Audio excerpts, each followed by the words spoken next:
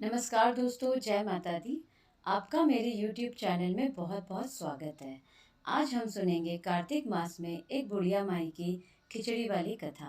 अगर आपको यह कथा अच्छी लगे तो प्लीज़ आप मेरे इस वीडियो को लाइक करें और मेरे चैनल को सब्सक्राइब करें।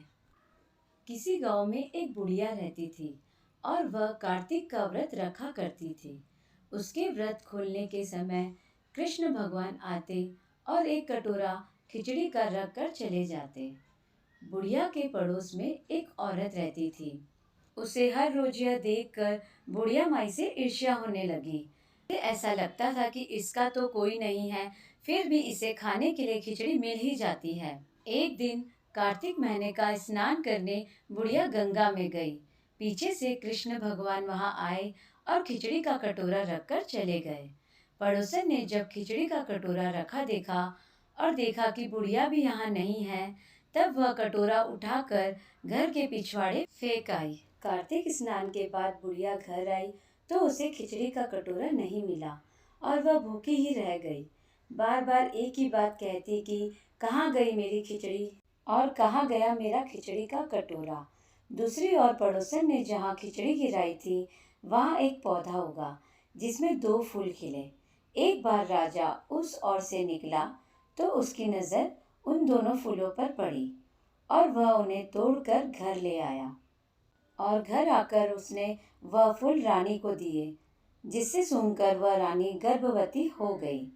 कुछ समय बाद रानी ने 2 पुत्रों को जन्म दिया। वह दोनों जब बड़े हो गए तब वह किसी से बोलते नहीं थे, लेकिन जब वह दोनों शिकार पर जाते तब रास्ते में उन्हें वही बुढ़िया मिलती है, जो अभी भी यही कहती है कि कहाँ गई मेरी खिचड़ी और कहाँ गया मेरा खिचड़ी का कटोरा। बुढ़िया की बात सुनकर वह दोनों कहते हैं कि हम हैं तेरी खिचड़ी और हम हैं तेरा बेला। हर बार जब भी वह शिकार पर जाते तो बुढ़िया यही बात कहती और वह दोनों यही उत्तर देते। एक बार राजा के कानों में यह बात पड़ गई।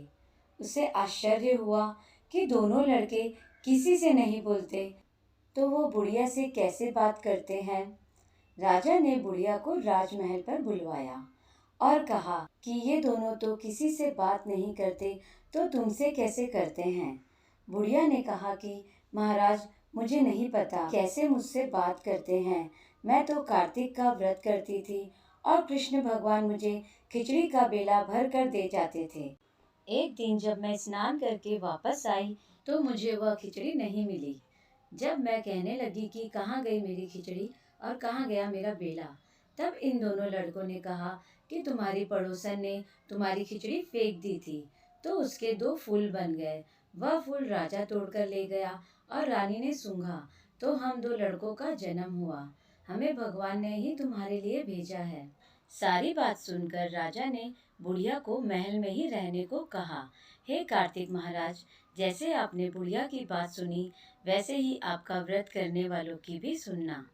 जय माता दी।